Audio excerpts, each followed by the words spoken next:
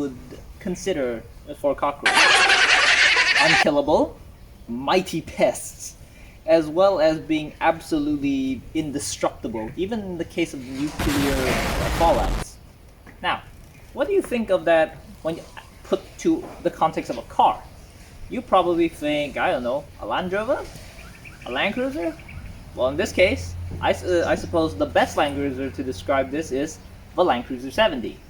Now, the 70 series has been around since 1984, which is a continuation of the legendary 40 series, which the owner also has right next door to me, and is probably the most recognized Land Cruiser out there. You've probably seen it on, on YouTube, heck, even on world news occasionally on some occasions. The title of the video probably got your attention. Why do I say the 70 series is the Land Cruiser for everyone? Well, it came in so many variations out there that there is probably one for everyone. From drop tops to station wagons to utes to troop carriers to even mid-wheelbase like this baby over here. There's probably one for you out there somewhere. Or if not, you could probably customize it, because the 70 series is the most customizable Land Cruiser since forever. They've made more parts for them, they've made multiple modifications, they've done pretty much everything. The bulletproof internals have sort of reinforced the fact that this car is a go-anywhere machine.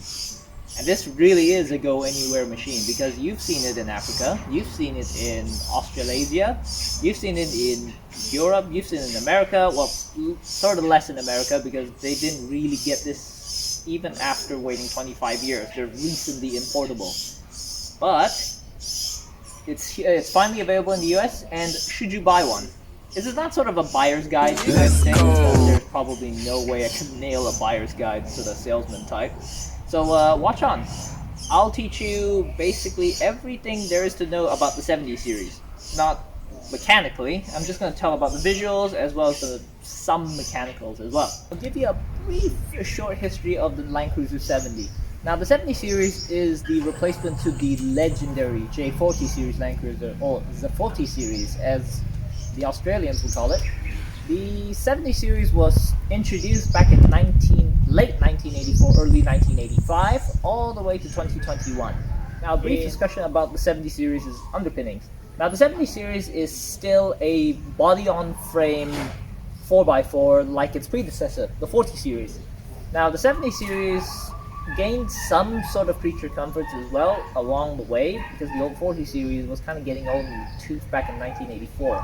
To give you some context of how due a date the 70 series had to come by, the Land Rover, the first Land Rover Defender, the one with the coil springs, was introduced back in 1983, 1984-ish, whereas this car was introduced back in late 1984, 1985.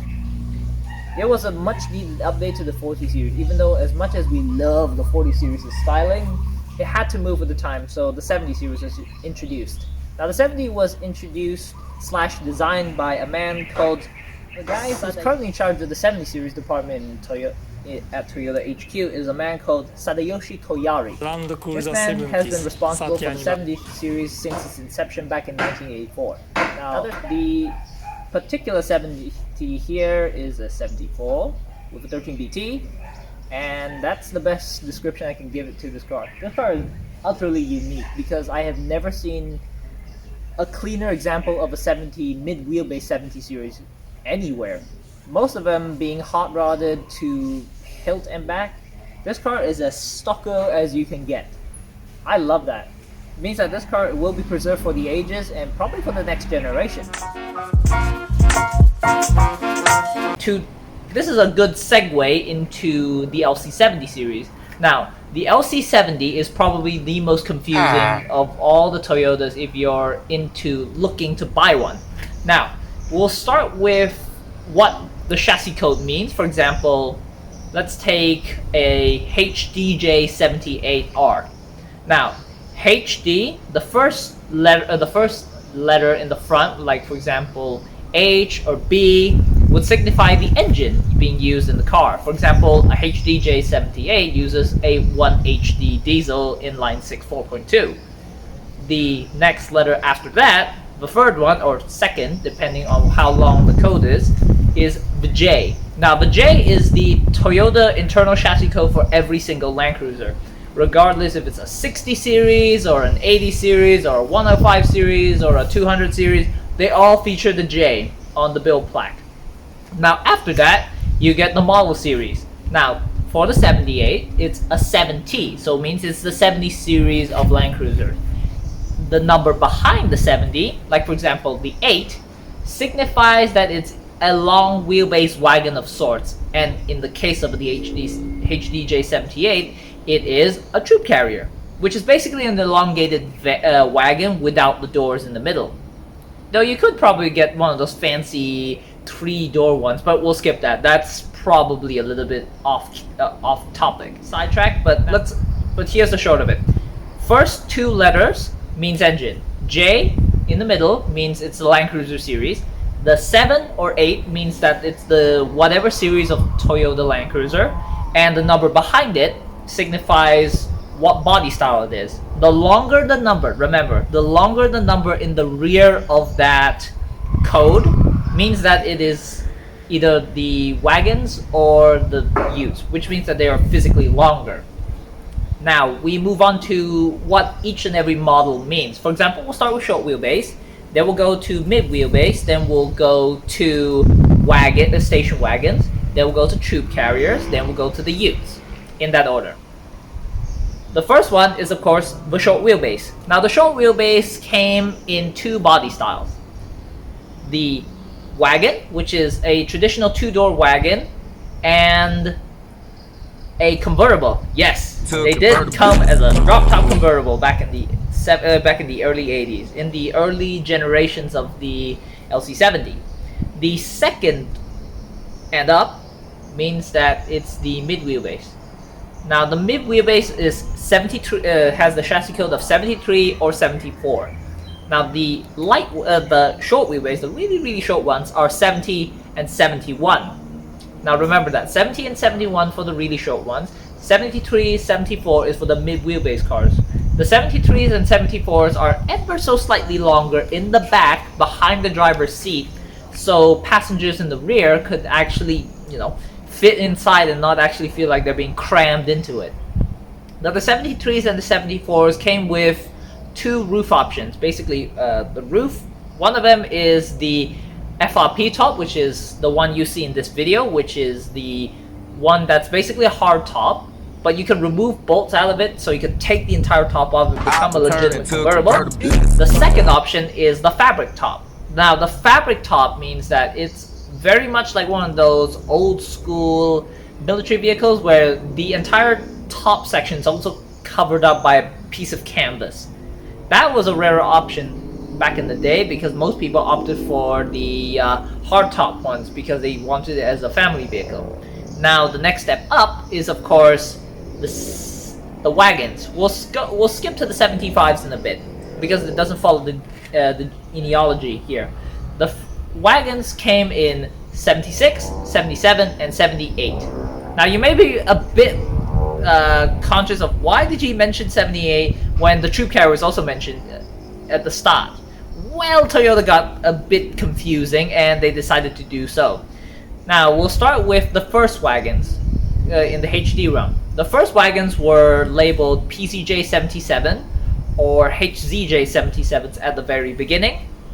Now, those were heavy-duty wagons with leaf springs and everything. Now, the 77 series stopped, I think, in the 1994 or 1990 refresh, where they were changed to the 78 or 76 series. I think it's the 76 for the cars that are post 1999, and 78 for the heavy duty cars post 1999 as well. Now, after that is, of course, the utes and the troop carriers. We'll start with the troop carrier first.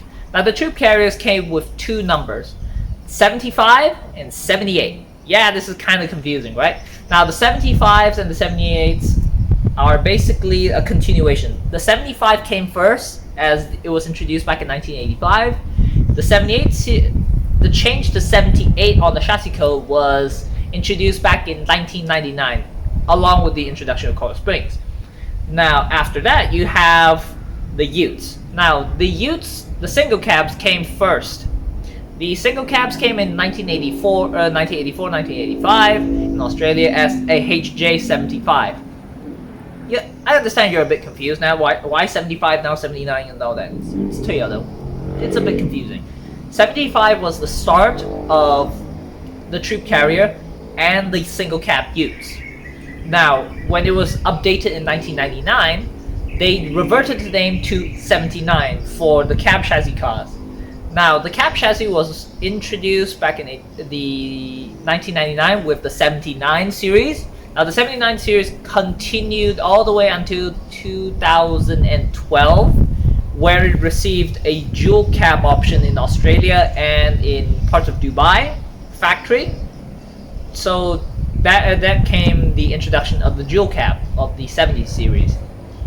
Now, as if you couldn't even write the confusion out of this, you have the lightweight 70s. Now, we just ran over all the heavy-duty 70s chassis codes. We'll go to the lightweights. Now, the lightweights start with the LJ71G or RJ70. Now, the 70 or 71, we'll start with the 70 and the 71 first. Now, the 70 is the more, lack of a better term, pulp pack, which means it had cloths, like really basic cloth seats, and didn't have a lot of luxury options. It was more basic. The 71s is like a step up from the regular short wheelbase lightweights. It had more options like winches and proper bucket seats and a more luxurious interior, sounding yada yada yada. And then it was later updated until 1994. Then the first refresh in 1990. You get the gist of it. Now, the next one is, of course, the wagons. Now, allegedly, there's a LJ77 or RJ77/79. This is for the 4-doors, mind you. The 4-doors are 77, 78, and 79. The 77 is basically the first version of the wagon with the petrol engine. The diesels all had an 8 in the back. For example, RJ77 meant it used a 22R petrol 4-cylinder, whereas the LJ78 is a diesel turbo 4-cylinder 4-door wagon. Now, the 79 at the bottom, yes, this is a bit confusing. Why is there a 79 series in this one as well? Is because the local model cars, I'm not talking about the international ones like the KZJ78 and the LJ78s. I'm not talking about those cars. The 79 is a regional specific car for Malaysia. It was more basic. It was a local model car. That's why it was called the LJ79. It was more pulp pack compared to its JDM counterparts, but it had most of the features: coil springs, a better trimmed interior, and basic amenities, and having a third row seat in the back that was optional. Now, there is one anomaly to this whole saga of lightweight Prados and heavyweight Prados. Have you ever heard of an LJ73? Now, why you ask, isn't that a mid-wheelbase's number? Well, yes. In Europe, they offered the LJ73 and the KZJ73 for a couple of years, which is a very Euro-specific market, where you could take the top off like an FRP top, much like the heavy-duty 70 convertibles as well, or the mid-wheelbase cars. So that car is probably the most eye-catching of all the lightweights, because all the lightweights you see around here are either the short wheelbase hardtops or the long wheelbase wagons. So if you can find a lightweight mid-wheelbase car, woo boy, would that be fun to modify.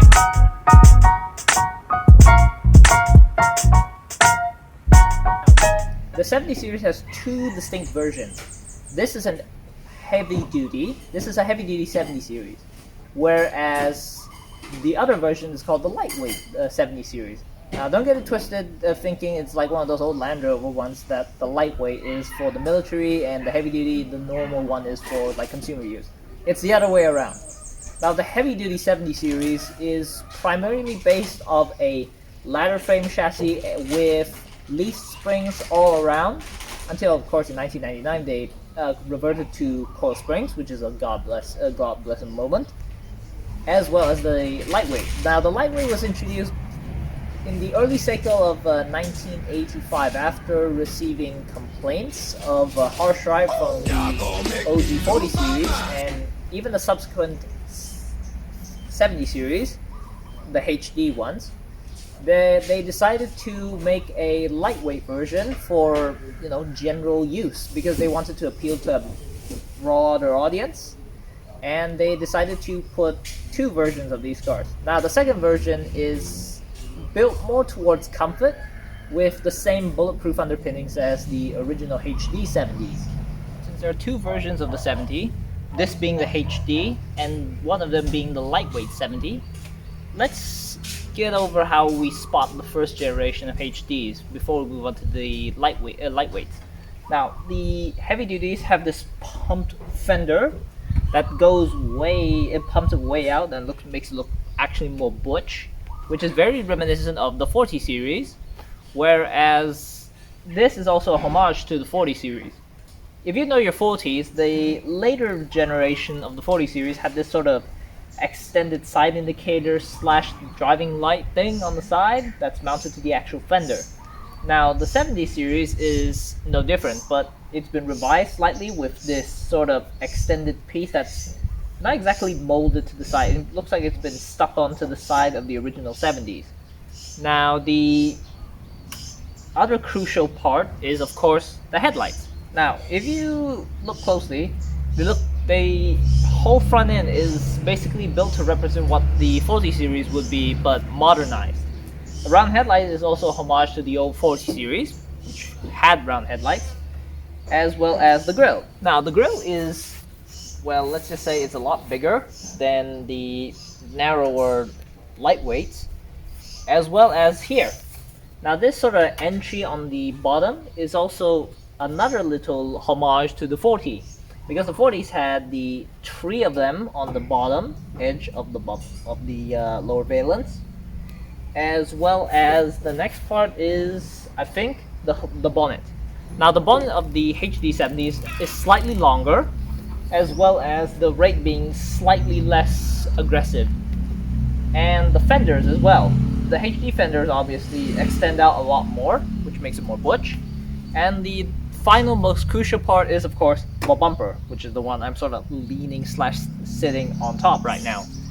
Now the bumpers are more heavy duty compared to say the lightweights. The lightweights are by no means what you call cop-outs of any sort.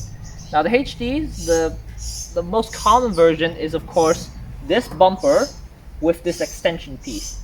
Now if you're wondering why the hell it is so extended out so much for not seemingly being a crash structure, I'll give you a brief history about Toyota. Now Toyota made three versions of the 70 series bumper. There's the skinny version of this, which is just this piece without this extended piece out that goes into the bumper. There's the full PTO style, which is the one you see here, and the third one is just the regular 71 but painted black, which stood for the standard version. Now this is a higher model LX version, so it had the PTO bumper. Now what does PTO stand for? The PTO stands for power takeoff. What does power takeoff mean? Well, in this valence where I'm sort of leaning / sitting right now, is supposed to be a winch, but it wasn't actually optioned on this car back in 1989 or 1990-ish. So what we're left is this piece of chrome cover that covers it up. Now in that place is supposed to be a winch that's powered off the engine. Now how do you get it to power it off the engine? Well, it's simple. In the back of one of these, in part of the gearbox, there's this little piece that bolts to bits of the transfer box. There's a shaft that goes out from the transfer box that goes into this geared mechanism that gears it down. Then there's a shaft that comes out from that PTO gearbox mechanism that goes to the front, where it's connected by a series of shafts and yokes and everything to the front of the winch. Now the winch is powered by the engine, so if you wanted to spool / winch faster, you have to rev the engine up a lot higher versus an electric winch where you press a button. Now the power takeoff winch is actually kind of a pretty cool accessory of the time, because at the time winching electric winches weren't as heavy duty as they were right now. Of course, we move on to the lightweight 70. Now, the first distinct difference between a HD 70 and a lightweight 70 is because of how narrow the front track is. The heavy duty 70s are a lot wider, so that's why you see the fenders being a lot more extended, more butch looking, whereas the lightweights have a narrower sort of track to them, so that's why the fenders are obviously shorter, more narrow as well.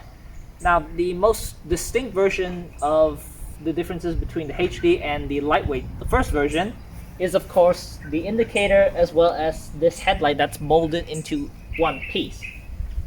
In the regular HD 70s, the headlight is a separate piece and the indicators is a separate piece. In the first version of the lightweights, they're molded together, which means that it's actually contoured with the fender and the grille. Whereas in the Prado series of the 70, they are of course also molded together, but they're now a lot more sleek looking compared to the regular 70, which is more butch. Now the HD 70s and the lightweight 70s also have different grills. The grill itself for a HD is a lot wider to accommodate the bigger grill, whereas the lightweights are a lot narrower, as well as being more accessorized. Because the turbo version, there's this turbo logo on the bottom for the lightweight. Now the next difference is of course this lower valence piece. The lightweights have only 2 slots, whereas the heavy duty 70s have 3 slots. Another crucial difference is of course the bonnet.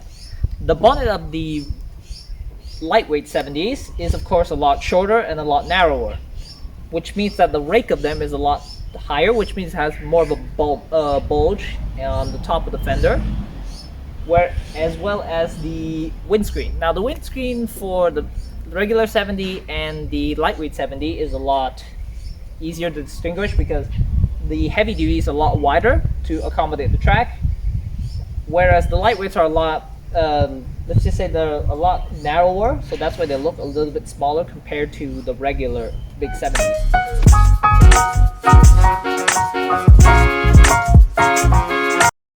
Now we move on to the engine and gearboxes of the 70 series. Now the HD 70s came in 3 petrol versions, whereas the lightweights only came in 2 petrol versions. The diesels there's at least 6 or 7 variants I can think off the top of my head.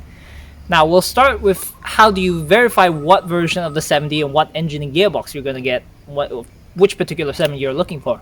This is a BJ73/74, which means it has a B series engine, more specifically a 13BT. Whereas if you, let's say, look at a HZJ75, it's a 1HZ powered 75 series single cab ute. Now the engines available for the 70, we'll start with the HDs first. That's the one we have right here. The HDs came in 3F electronic fuel injection, which is a holdout of the FJ62 era, which is a 4-liter inline 6 petrol. The next version is of course the 1FZ. Now the 1FZ is a very similar 1FZ you would see in the North American market 80 series, the 4.5-liter petrol V6 inline 6, and the very last one is the V6 one. The V6 one is available in Japan only, so it's the only version of the facelift 70 that was available in Japan back in 2015 to commemorate the 30-year anniversary of the 70 series. Striving to make those cars were only available with a 4-liter inline, not an inline, bleh. It's a 4-liter V6 single VVTi engine that's very similar to the early versions of the FJ Cruiser. With that out of the way, onto the diesels. Now the HD 70s came in 4-cylinder, 5-cylinder, 6-cylinder, 8-cylinder diesels. The first version is the 3B. The 3B is very similar to the one you find in the BJ60. Now the BJ60 featured, the 3B is a 3.4-liter inline 4 turbo diesel that has its roots in commercial utility trucks. You can watch my 15B FTE video just below this one. You can click into the playlist section, you can find it. That's the heavy duty 70s 3B. That is a naturally aspirated version though. This is the 13BT. Now the 13BT is the direct injection turbo 4-cylinder version of that exact same 3B, even though they don't share any sort of single parts with it. Now this made a lot more horsepower and is a lot more refined as well. The version next to that is the 1PZ, an anomaly of the 70 series, because I've only seen 2 or 3 or 4 or 5 PZJ 70s on Dunet. Now, the 1PZ is a 3.5 liter inline 5 turbo diesel. If that doesn't give you like a little bit of hair raising on your skin, I don't know what's wrong with you, because inline 5 sounds amazing. I'll cut to a video of an inline 5 right here. And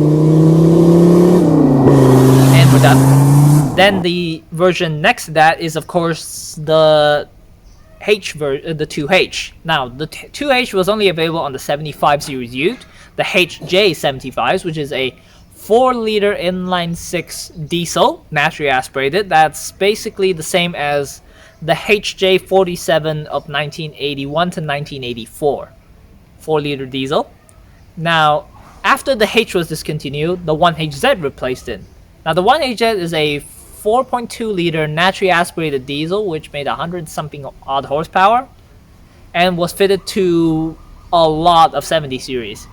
Now, the next one up from the 4.2 is the 4.2 turbo, which is the most desirable of all the HD engines, at least in my opinion, which is the 1HD FTE. Now, the 1HD FTE was only available in Australia and in New Zealand. Only they got the 70 series with the 1HD FTE, so you lucky buggers.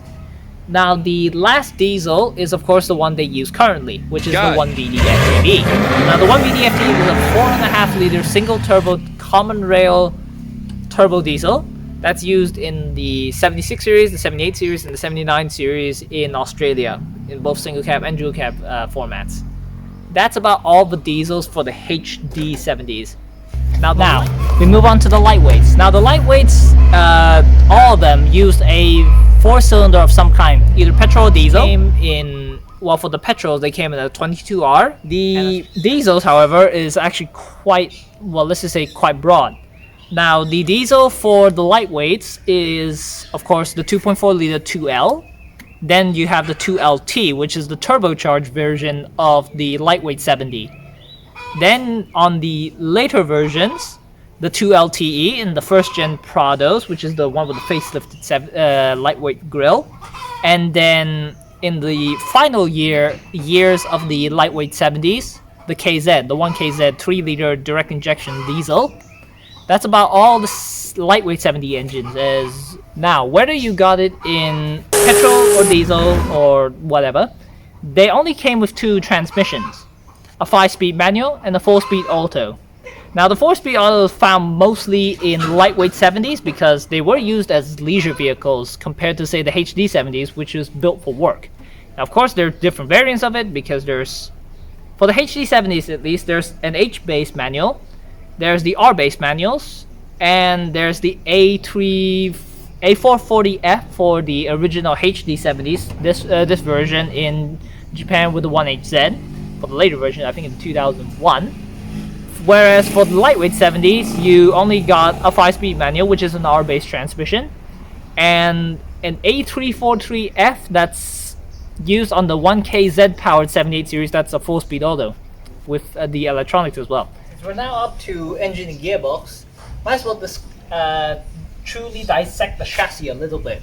In brief detail only, it won't be long. Now, the chassis of the 70 series is still a body-on-frame, but the first version of the the heavy-duty 70s came with leaf springs, like the original 40 series. Now, this leaf spring setup lasted all the way from 1985 to 1999, so that's about 14 to 15 years of production with leaf springs for the heavy-duty 70s, whereas the lightweights came with coils back in 1985 all the way to the end of its production in 1995/96. Now, the heavy-duty 70s, we'll revisit them as in refreshes. Now, the first refresh of the 70 came in 1990.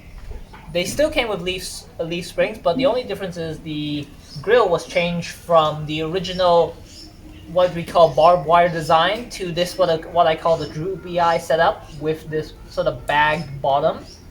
That's the first version of the 70. The second version is the first major refresh back in 1999. Now, what entailed that sort of first major refresh? The suspension. Now, the 1999 spec and up 70s all came with front coil springs. Now, the coil springs is the setup is very similar to that of the 80 series coil springs. That's a carryover probably from the 80 series. So the rears is still leaf springs, but nowadays it's still coil spring in the front. Now, this setup lasted to this very day, from 1999 all the way to 2021 in Australia. Now, the benefits of a coil spring setup is, of course, wheel articulation, as well as being a lot less rough of a setup, which means that it's a lot more refined inside the cabin, so it doesn't break your back, and does a decent job of being an actual car.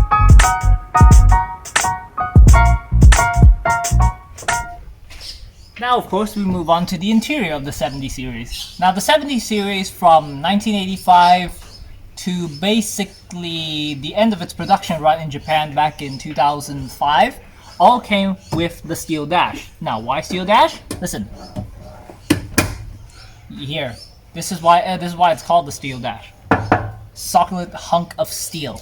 Now, the steel dash was available from 1985 all the way up to 2004 on the Japanese spec HD 70s, whether it was something like the midi to the short wheelbase to the heavy duty 70s. Now, the only sort of dashboard upgrade for the heavy duty 70s started back in 2010 in Australia and in New Zealand, this sort of part of the market, as well as in Dubai. I just recently just thought of. The heavy duty ones received a newer plastic dash, which is a more modern design, which was meant to be more economical as well as more ergonomically better than the old 70s one, because the old 70 did not feature any sort of airbags in the back of these dashboards. So what they had to do was they had to update it for modern safety reasons, so the plastic dash exists. Now, if we move on to the lightweight 70s, this is where things get interesting. Now, the lightweight 70s initially from 1989 to 1992 only came in steel dash like this.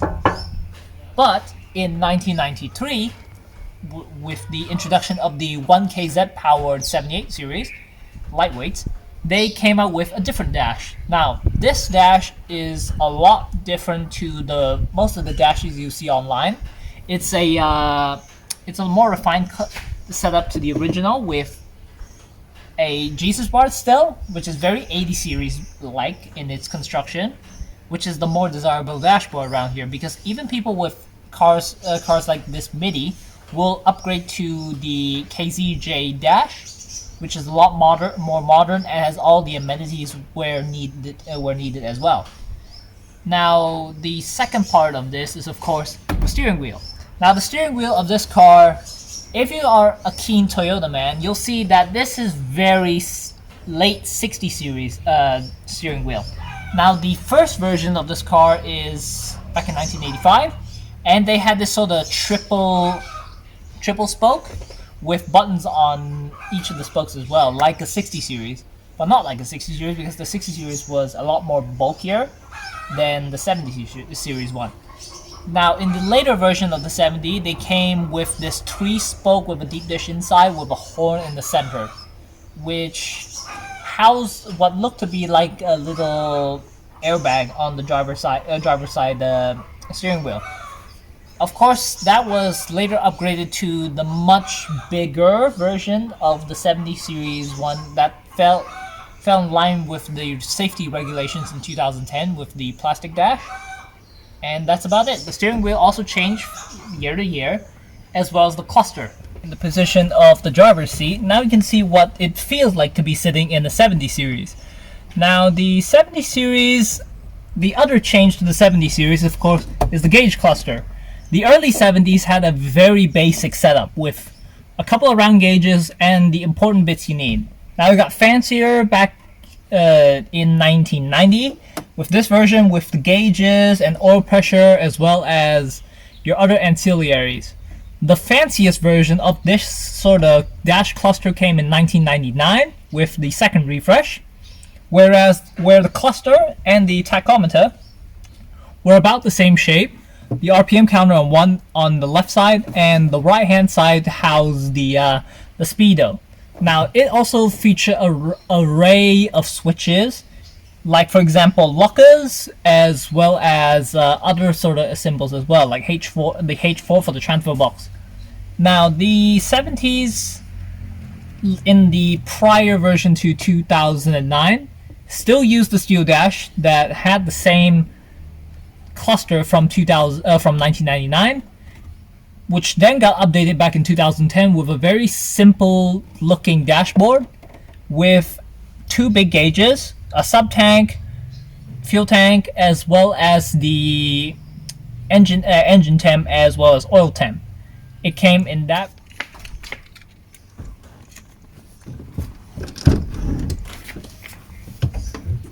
Seeing that this is a big wheelbase car, it will be kind of rude not to jump into the back seat.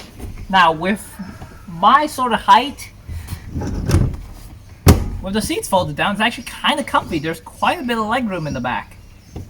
But it's not going to be good for, let's say, long distances. But the benefits of a mid-wheelbase four-seater is that you get plenty more legroom than a traditional short wheelbase, as well as more airiness to the cabin, which I would probably prefer over, let's say, the short wheelbase 70s. The mid-wheelbase 70s came in two trim options, or three if you count that very special edition one. It came, like this car, an FRP top, in soft top, fabric top in the early 73s, as well as the hard top. Now the hard top was only available for one particular car. That is the Modelista PX10. Now the PX10 is the most sought after Land Cruiser 70 out there. The car I would legitimately try and buy for obscene amounts of money. Now the PX10 is probably the rarest Land Cruiser 70 out there, with its 40 series homage bonnet, fenders and everything. With the KZJ dash and the bespoke rear quarter windows, it looks most like the BJ43 that it's trying to pay homage to. It is a brilliant piece of kit. Now, moving on to the rear of this mid-wheelbase, you do see this dividing parcel shelf that was made by the previous owner before my neighbor purchased it back in the early 1990s, or early 2000s actually. Now, as you can see, the mid-wheelbase actually has a lot more cargo area than you would find in a short wheelbase. It's kind of like the best of a long wheelbase long wheelbase troopy, but with the added benefits of actually being able to put stuff in the back rather than reaching over and grabbing something. The rear of the 70 series, it features barn doors. They didn't come with any fancy tailgates or anything. Sort of barn doors open in like a 3/4 fashion, that there's one smaller barn door for things you want to throw and chuck in the back of the car really quickly. You just open that one door so you don't have to lift the tailgate to put stuff in, or if you need to carry big items, just open both of them at the same time, the ambulance doors, and put them in, and you should be going. What about the racing pedigrees of the 70 series? There's actually quite a lot, because the 70 series was entered into rally racing by the Toyota Team Autobody division back in the early 1990s with relative success in their class, finishing top on it, as well as in some cases Now, in terms of the aftermarket scene for these, the world's your oyster. Everything is modified on the 70. You want to go off-road racing with big suspension lifts and big tires and everything? Go ahead, there's people around here who do it. You want to go Borneo Safari with cars with basically race suspension, high lift suspension setups to basically crawl over giant boulders.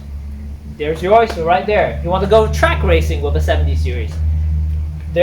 Someone has probably done it in Japan, because I've seen an old magazine article of an 80 series being used on the circus of Tsukuba. How cool is that? Now, other than that, there's of course drag racing. Every 70 has a little bit of drag racing in it. Every car does, actually. Now, the 79 series with the HDJ, the 180 FE HDJ 79, like my friend Chris Hawkins, did go do some drag racing.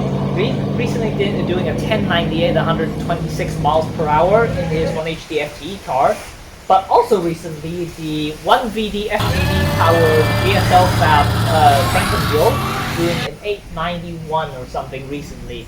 So there are plenty of achievements for the old 70 series. Now, of course, a brief summary of the 70 series. It's basically the most bulletproof 4x4 you can get for the money.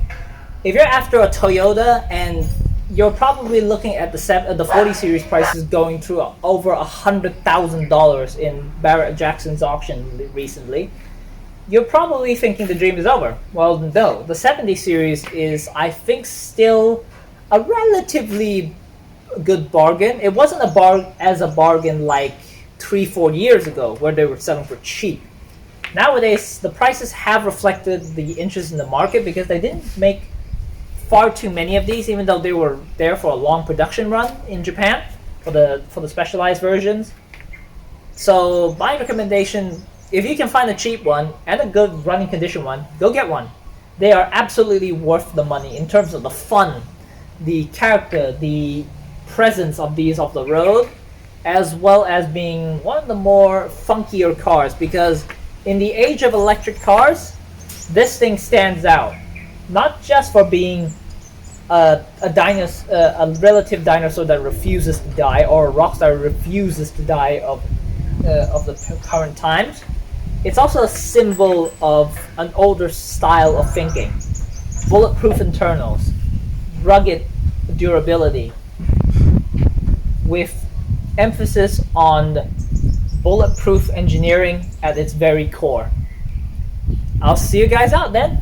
Hope you enjoyed watching the video, and if you haven't subscribed, I personally recommend you subscribe, because these things take forever to film. For context, this took 3 hours to film, and I still think there's things I'm missing on this.